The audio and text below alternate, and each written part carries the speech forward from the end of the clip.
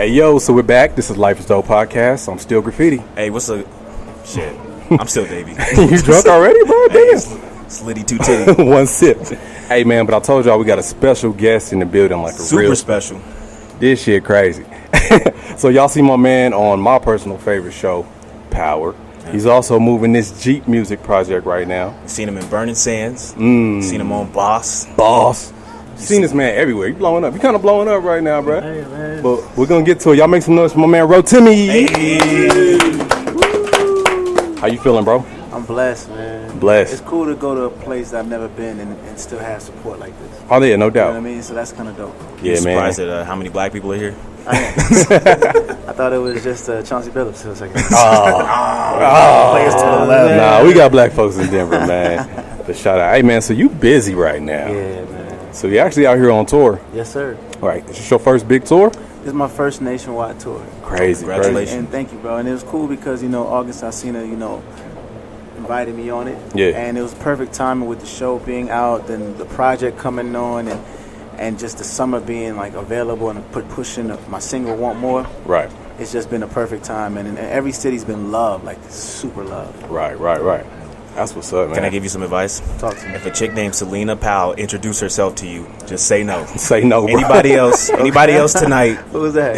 anybody else tonight you can talk to. Just but- no. Just no? Say no. She's We're setting looking them out up. for you. Yeah, we should set them up. No Selena. Matter of fact, everybody in here. No Selena Powell. Just say no. Don't let Selena Powell in the concert. That's so funny. Word, man. So let's talk about the music a little bit. Let's do it. What's your favorite track off this Jeep Music Volume 1? I think my favorite track would be What We Do, Okay. because the project is a real story. Like, I really went through the stuff that... Can I curse on here? No, yeah, say Oh, the fuck you shit. want. Yeah.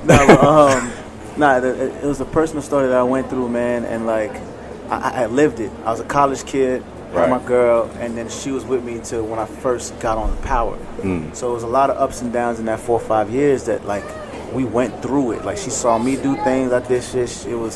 It was an up and down, and I had to write it. So what we do is basically like the whole story in one song. Right. You know what I mean? I really liked Living Foul. Yeah, that was a true story as well. I felt like that was more my life. Yeah. Mind you? So it's like, you go through things and I was able to document it, Word. Yeah. So Jeep Music, why the title? Well, she actually is known for having this white Jeep in Jersey.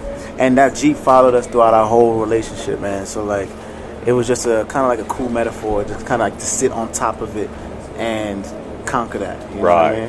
And y'all were together for 5 years? 5 years, yeah. That's what's up. That's Yeah. what's up. Okay.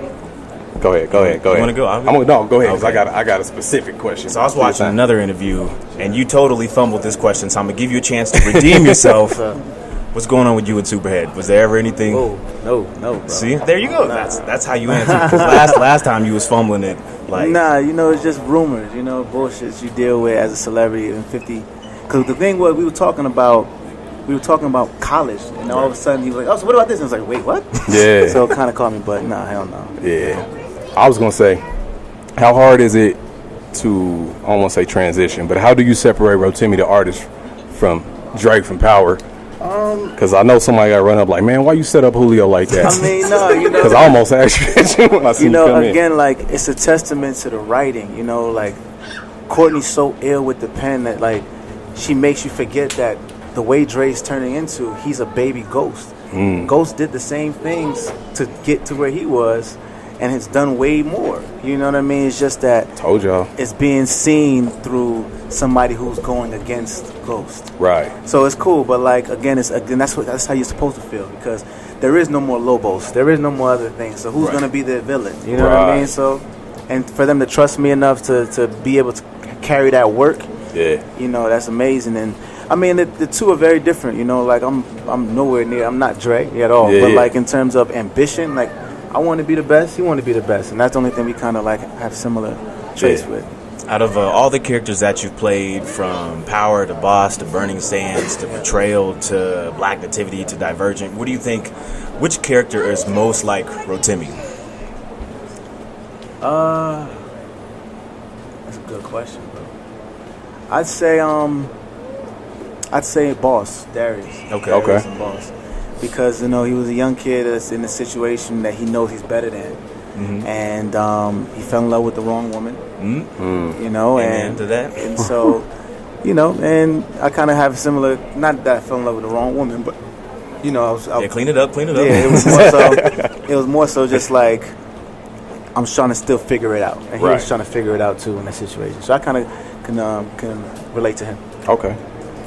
Do you see yourself kind of taking on some different type of roles in the future? Like 'cause now with you being so big on Power, you might kind of fall into getting typecasted. No, not at all. Yeah. And the cool thing is that now, like, again with social media, like I'm doing funny videos, you know, and doing, you know, definitely gonna ask you about I'll be that. wilding out on a bike for, you know what I mean, or doing little shit that like they see different things. So people in different directors or even some animation people have reached out. So it's like they're not seeing it as that. They're just seeing that, oh, he can handle this kind of platform on the #1 show. Right. Oh, we need to see what he can do. So that's kind of where it is for me. Speaking of funny videos, you want to explain this sexy Nigerian butterscotch? Yeah, Sexy Nigerian butterscotch now. Yeah. What is that? I have no idea. That shit just came out of nowhere one it day. just came out of nowhere. I was at home, and I'm good friends with Clarity. Okay. A super dope comedian, and I was like, bro, let's just do some funny shit, man. Like, because it's just too serious. And this is when I was filming, so I just needed something to just do separate. You know what I mean? Right. And I was recording the project, I was filming, so it was like, let's just do something. And it just. And you're actually Nigerian, so And I'm actually Nigerian. So it's not problematic. Oh at all. no, they love it. They love Right. that I'm actually saying that I'm Nigerian and that I'm actually claiming that I'm Nigerian, because a lot of, you know, some artists don't or some actors don't and stuff. So the fact that I'm saying my culture is here, they love it. But it literally just was like, let's just do one and see how it goes, and then it came out and it just went viral. So it's pretty dope. So here's a socially conscious question. Yeah. So the fact that you're Nigerian and you're very much aware of your roots, how do you think it's affected you growing up? Because a lot of black people don't really know where they come from or where their family's from, and you know, they just say, well, I'm black. I think I was blessed because my family always made me understand that I'm royalty. And they always made me feel like I was a king. You know what I mean? My mom said, walk around this way. If you're going to do something, you got to be excellent at it. Like, there's no left, right, or anything. It's you want it, go get it. So when I said I want to sing, and she was like, all right, you want to sing? All right, that means you got to learn how to play the piano. That means you got to learn how to play the violin. That means you got to do this. Right. That means I don't want to hear you complain about going to rehearsals. So that kind of mindset is what's allowing me to say, okay, I can balance two careers at the same time right now. Right. How do you feel the Nigerian background relates to your music? You know what? In the Nigerian culture, they tell stories.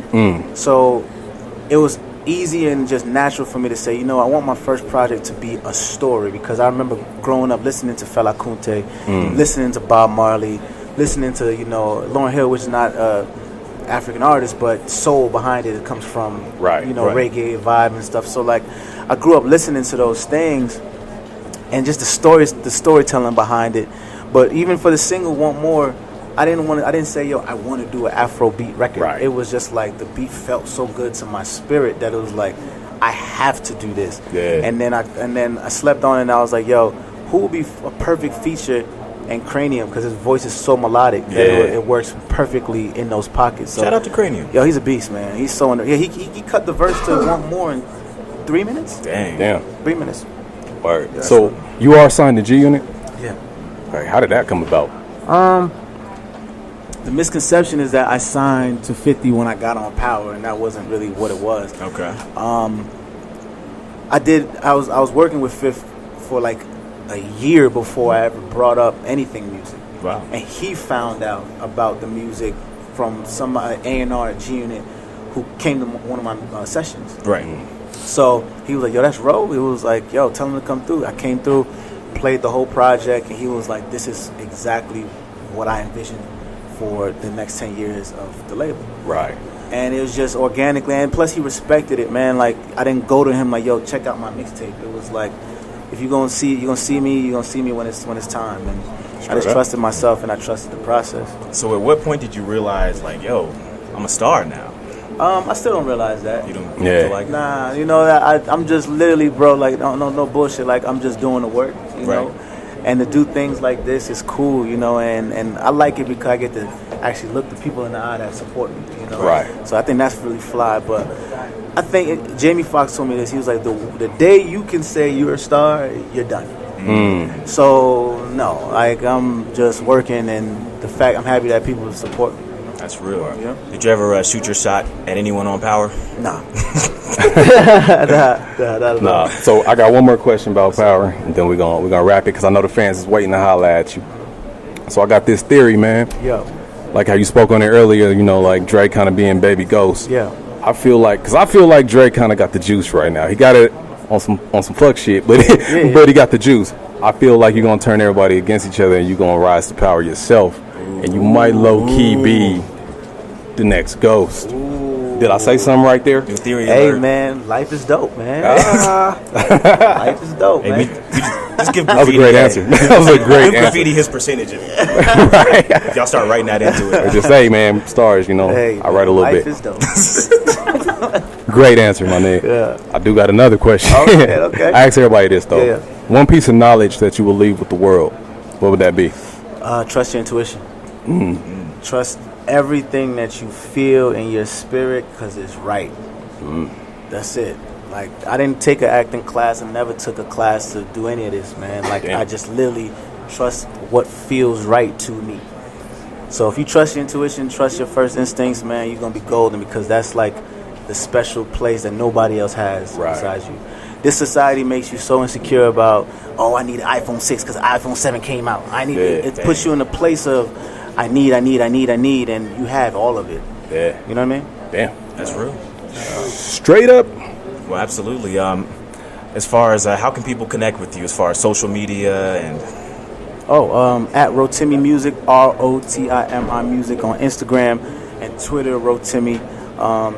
Jeep Music Volume 1 is available everywhere. Go listen to that. More? Oh Cop man, that. I promise you, y'all gonna love it. Want More right now is out featuring Cranium, and keep supporting Power Season 4. Hell yeah, well, we appreciate it. Y'all make some noise for my man Rotimi.